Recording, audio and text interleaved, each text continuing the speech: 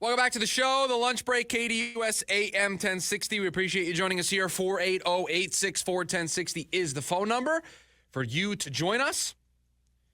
Got a lot of football here to close out hour number one of the show. There are some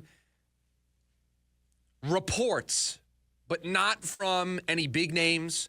I haven't seen Adam Schefter tweet about it yet. I haven't seen Ian Rappaport. I haven't seen any of the major NFL reporters.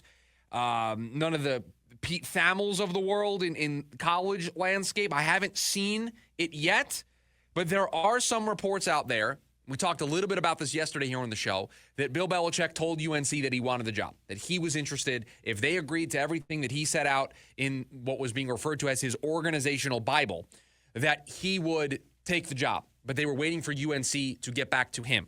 There are some early reports this morning. Again, not from anybody like the Pete Thamels of the world, Ian Rappaport, Adam Schefter, those that would be plugged in, obviously, on the Bill side of things, but would also be plugged in on the college side of things. There is nothing yet from those people that say this job is his, that he has been offered it. But there are some reports out there from not those guys that say he is taking that job. He is going to be the next head coach at the University of North Carolina. I am stunned by this. We will obviously break it down even more when the news finally breaks. But I scoffed at it at the time. I did not think it was even worth entertaining. I was confused by the whole thing. I maybe have come around to understand it from Bill's perspective, but we will cross that bridge when we get there if that news does break here during the show today. We spent a lot of airwaves, a lot of time in the lead up to the NFL trade deadline, both physically doing this, but also hypothetically doing this. We pounded the table. I physically pounded this table in front of me. I made the noise that you can probably hear into the microphone.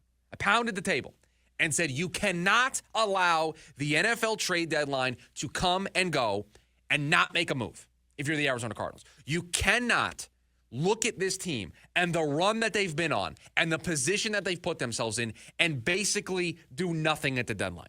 And then they gave us Baron Browning as their move at the deadline. And I said this cannot be enough. When it broke during the show, I said, nice player. Maybe the change of scenery would be good for him. But at the end of the day, not somebody that you can consistently rely on. Still doesn't have a sack since he came to the Arizona Cardinals. You needed to do more. And there were options out there. We talked about the Giants being sellers. We talked about maybe the Browns being sellers. We talked across the board, chapter and verse, the names that you could have, Zadarius Smith, Ojolari, Chase Young. We just went up and down the teams that could be interested in making a move at the deadline and the players on those teams that were direct fits for the Arizona Cardinals. And what did they do? They did nothing. If I had a cricket sound on this board in front of me, I would play it for you. Because that's what they did. Nothing. And we came in here the day after the trade deadline. It was a Tuesday because we talked about it being the most important Tuesday of the calendar because it was also Election Day that day. We came in the next day and we said, I hope this doesn't come back to haunt this team. I hope we don't get towards the end of the season and we wonder, what if? We wonder, what if this team did more? Well, folks, here we are. Because it was a mistake at the time to not do anything, and it was clearly a mistake now, looking back on it in hindsight, to not have done more at the deadline to improve this pass rush, to do something to help this defense. And I don't want to pick on this guy. It isn't fair. But look at what Darius Robinson has done since he was able to make his NFL debut. He doesn't have a single tackle for loss yet this season. He doesn't have a sack yet this season. He only played 30 snaps this past week after 22 the week before. He's had 37 pass rush snaps. He doesn't have a single pressure. I don't want to go after the kid. I don't. He's been battling through a lot. And we said at the time, can't rely on this kid. Not because we don't believe in him. We think he's extremely talented. But he's coming back from a major injury. He's a rookie. He's going to make his debut in the middle of a playoff race in week 10, 12, 14 of the season. It's going to take him some time. We said on this show, we weren't reinventing the wheel, but we said don't expect a top-tier workload. They're going to slowly bring him along. He played 30 snaps last week after playing 22 the week before. 30 snaps. I'd have to go back and look at how many snaps in these games, but he's probably not even at 50, 60% yet. It was foolish to think that he could provide any immediate value to this team. His long-term future is bright for this team. He is a piece that when we talk in the offseason about the building blocks of this team, he should be mentioned. He will be mentioned. I'll make sure of it. He is a key member of the future of this team. When you talk about the core, when you talk about the foundational pieces of the Cardinals moving forward, Darius Robinson is in that conversation. But this year, this team in a playoff race, he wasn't going to be impactful enough. Time was going to run out. When we first had the conversation about him coming back, there was about 7 games left on the calendar. And we were playing the game of, okay, well, he might come back here, but is he going to play a ton? And what's it going to look like? And we started crossing off games that we thought he was going to be able to be super impactful. And we got down to, it was going to be about like 2 or 3 games where you were going to be able to really unleash him. We've got 4 games left in the calendar. He played 30 snaps last week, and he hasn't had a single pressure yet this season. Again, not knocking the kid. Those are the stats. That's the truth of the situation. This Cardinal team, this Cardinal organization, they clearly should have known that they could not count on a rookie that's coming back from an injury, that's coming back from all of the stuff, to thrust him directly into a playoff race and expect him to be the missing piece instead of making a trade at the deadline was foolish. If radio host, I just talk into a microphone for a living. Some people would say I'm a hack, just talking to a microphone. That's all I do. You just get to bloviate for 2 hours. You don't actually do anything. You might be right. But if I can see it, if I could see that Darius Robinson, while a good player and a big part of the future, couldn't be counted on, because it's unfair. Those are unfair expectations to put on a kid in his rookie season. If he had played all year and maybe missed a couple of games by the trade deadline and you wanted to say, yeah, you're going to get him back, okay, we can have that conversation. Hadn't played a single snap in the NFL. It was unfair to assume that he was going to be able to provide production. And so their inability to do anything, their lack of action at the deadline, put themselves in a position where I think truly the defense is starting to run out of steam.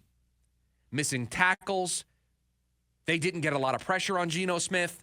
They blew up in the second half of the Minnesota game. It just feels like they are slowly running out of steam.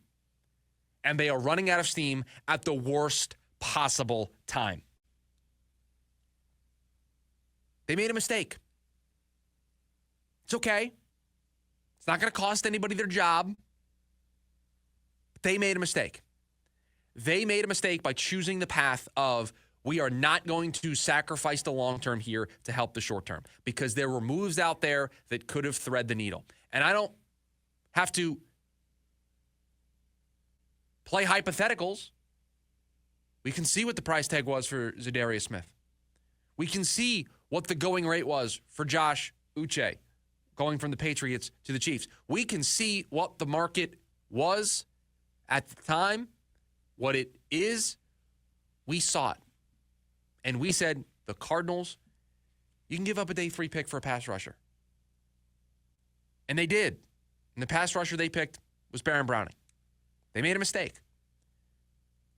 Again, nobody is going to lose their jobs over this. But if you are going to make mistakes as an organization and as a front office, the one thing you cannot do is you cannot repeat them. You have to learn from this mistake, because it is a mistake. They made a mistake by not doing more at the deadline, because I think this defense is starting to run out of steam. And you can't blame them.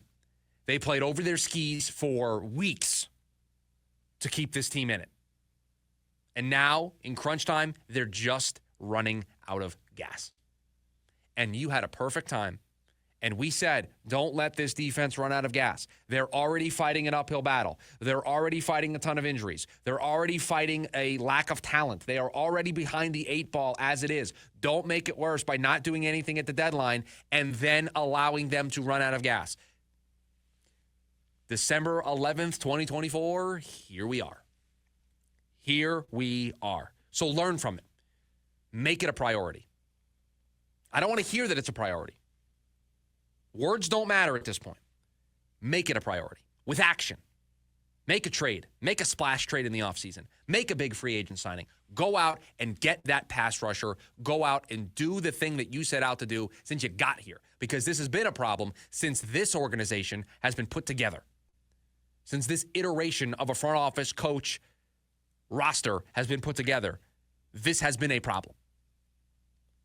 And so I saw Darius Robinson's numbers, and I didn't want to, again, I don't want to crush him, right?